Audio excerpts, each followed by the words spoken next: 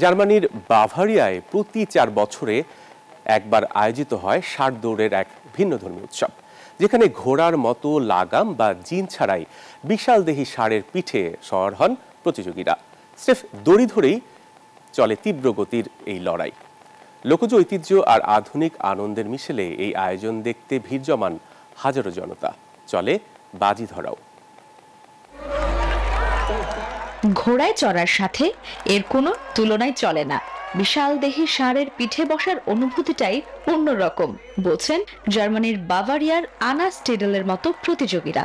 শুধু একটা মোটা দড়ি ধরে ষাঁড়ের পিঠে টিকে থাকাটাই এখানে বড় চ্যালেঞ্জ। একমাত্র স্মার্ট সিটি বসুন্ধরা, আধুনিকতায় এক ধাপ এগিয়ে। 1983 সালে নিছক মজার ছলে শুরু হওয়া এই আয়োজন এখন হাউন্সোফেন আর বাউয়েরবাখ গ্রামের সবচেয়ে বড় উৎসব। প্রতি 4 বছর পর পর ফেরে এই ষাঁড় দৌড়, যেখানে কোনো চাবুক বা ধারালো কিছুর ব্যবহার করা একদম নিষিদ্ধ।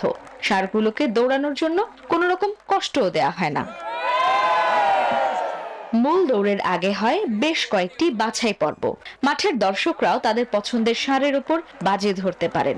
দৌড়ের পাশাপাশি ঐতিহ্যবাহী প্যারেড, গান বাজনা আর বিয়ারের আয়োজনে পুরো এলাকা হয়ে ওঠে উৎসব মুখর।